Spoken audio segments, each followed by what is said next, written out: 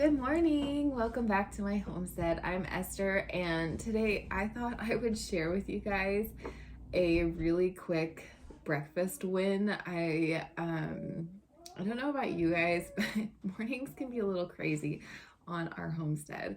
We have excited children, we have animals to feed, we have hungry children, and then we have homeschool, and on this particular morning, we also have bedrooms that need to be organized. So I thought we would just have, even though it's very cold outside, I thought we would have a quick breakfast. Now, we don't have this particular breakfast a whole bunch in the wintertime because it's cold and we don't like to eat cold things in the winter. But I do like to keep my yogurt on hand, and I like to keep my starter going so that I can make it a lot more in the summer. So anyway, so that's what this is. I actually am gonna go ahead and clip in some footage of me making homemade yogurt and taking you guys through that process. However, part of the beginning of that video got cut off for some reason. So I'm just gonna tell you right now, just you only missed like a little tiny bit. So all I do is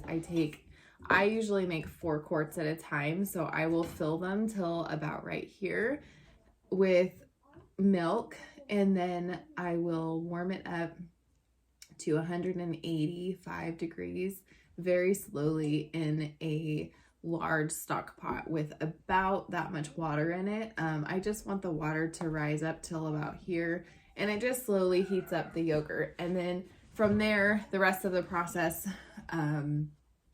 picks up where I left off. So anyway, so for now, I hope you guys enjoy that video. So here you go. This is our yogurt, and it is just about ready. Usually hand warm. I think it's still a little too warm, but we'll see.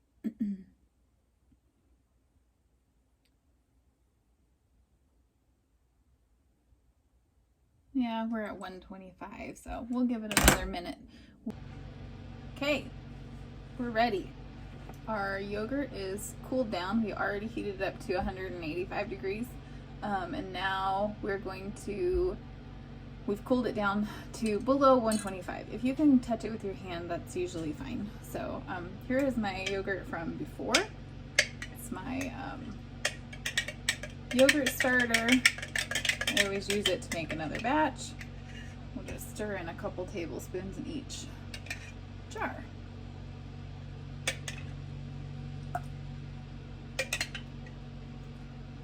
Maybe more than a couple tablespoons, whatever I have left over. It's usually how I do it.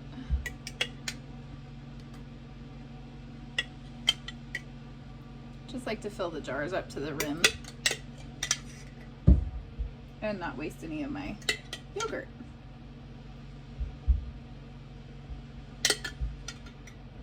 There we go. That in the sink.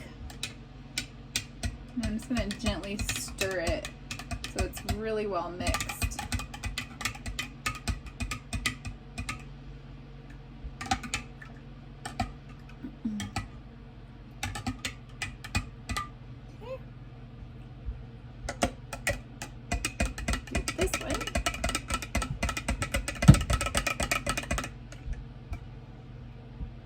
Sometimes there's this film that's from the yogurt, and I usually throw that in my chicken scrap bucket.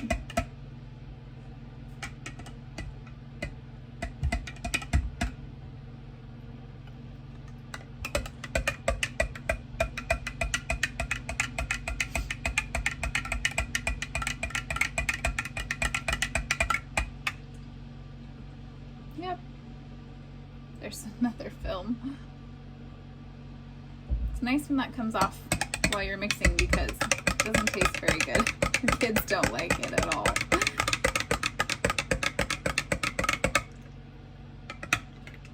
Give it a couple up and downs.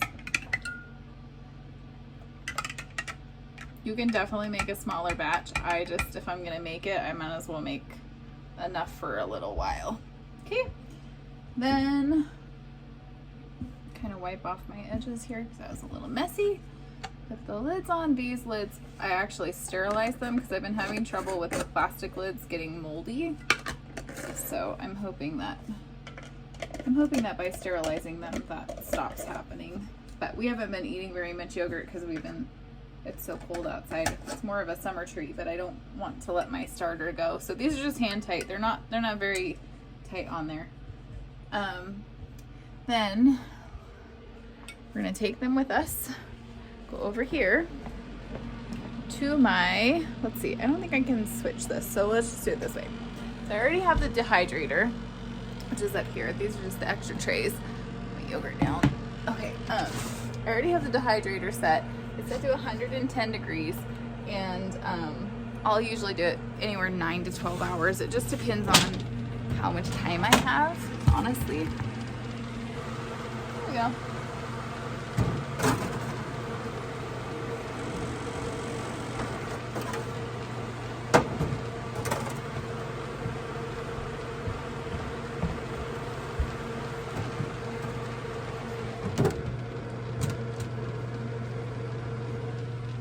And that will just stay in there now, all the way till whenever my husband goes to bed, because usually he takes it out.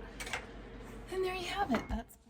If you guys have any yogurt making questions, I would love to answer them. I'm going to show you how we go ahead and get our breakfast started for this morning. I just have these little half pint mason jars. My kids love eating out of things that they think is special, so these are special to them.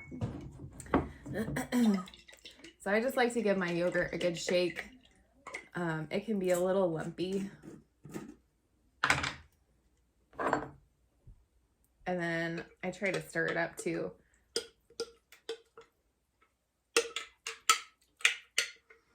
Smells great. Now, it took me a really long time to be able to figure out how to get my family to eat homemade yogurt. It is a lot more sour than like anything you would get from the store. Now, and then the other thing is that there is nothing else in it. This is just milk and a yogurt starter. So it is a lot more runny, first off, from your store-bought yogurt. And then it is also sour, and it doesn't have any sugar in it. Some people will put in like a gelatin powder or even cornstarch, and a lot of the store-bought yogurts have that in it. I like to keep it as basic as possible, so we tried lots of ways to sweeten it, and some people will just use like a homemade jam. My kids hated that texture. It does not mix well together. I've even just poured like sprinkled honey over it. I've sprinkled sugar on it. Like, none of the ways were really working. So I just learned how to make this quick fruit sauce. And it's literally 1 cup of berries that I put, any kind of berry, it doesn't even matter, any kind of fruit actually. And you just put it in a pan, and then I put just like a tablespoon or 2 of water, and I put more if it's a very dry fruit, more water, or I will put less, obviously, if it's a very juicy fruit. Excuse me, Mom. Yeah, honey. My tummy's kind of... So it's got a nice thick consistency. If you put more water in it, obviously it will be very runny. And then I just cook it until it's all of the berries are soft, because we use frozen berries generally. This is actually a strawberry rhubarb puree. So after you've warmed it up, and I also will add in, you know, anywhere from a couple of tablespoons to a 1/4 cup or 1/2 cup of sugar, depending on what you're working with. Obviously, if you're working with rhubarb, which is very tart, you're going to want more, close to a 1/2 cup of sugar. You can use honey, you can use maple syrup, you can use anything you want, any sweetener you want.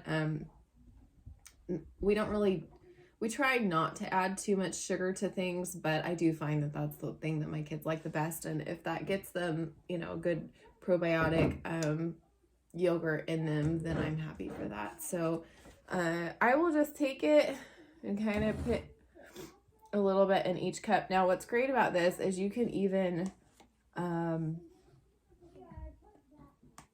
pre-make this and make these cups in the summertime and just leave them in your fridge. And that's great for me because my kids can just come in and grab if they needed a snack or if they needed a breakfast and I was busy working, you know, planting stuff. It doesn't take too much, but I had this in the freezer, and that's the other thing, you can freeze it as well. So I'm actually going to leave that in there.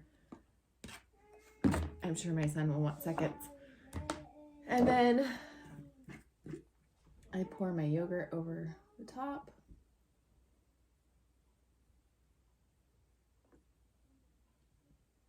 That jar is gone.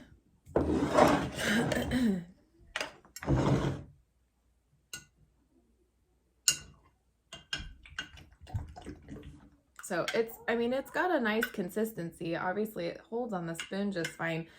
We really like goat milk yogurt. We have Nigerian dwarf goats, and when they're in milk, oh my gosh, their yogurt is so much sweeter than this cow's milk that we get. But right now we're not milking. We're taking a break. We're taking a little bit of a easier homestead year in certain respects so that we can put our efforts towards a few other things like fixing fences and things. And then there we go. My kids don't like it if it's lumpy at all, so I try really hard to just get it as clean as possible. My kids are definitely not picky, but when you go from being used to something like at the grocery store to something homemade that's very different like this. Now, I won't go back to store-bought yogurt. We really love this. We have come to really love it, but there are certain aspects to that, you know, sugar-filled, amazing, thick yogurt you get at the store that it's just not the same. So anyway, I'm super happy with this. And then some of my kids like it on the side and some of them like it just straight in. This is just a homemade granola. It's pretty simple. If you're interested in making this, we can make this together at some point. Go ahead and leave me a comment. That'd be awesome. But yeah, that's our breakfast for today. I hope that you enjoyed this video. Again, if you have any questions on yogurt making or the process, you can make yogurt in so many different ways. I just have found the easiest way for me is to do it in my dehydrator, but people do it in all kinds of things, Instapots. There's coolers with heating pads, and I mean, literally people have come up with so many different contraptions to keep your yogurt at that 110 degree temperature while it's incubating. But the dehydrator works great for me. It was just sort of an epiphany I had one day when I was like, oh, I can keep this at 110 and this can't dehydrate with these lids on. So yeah, it works really great. Thanks again. Thanks so much for hanging out with me, and I'll see you guys again soon.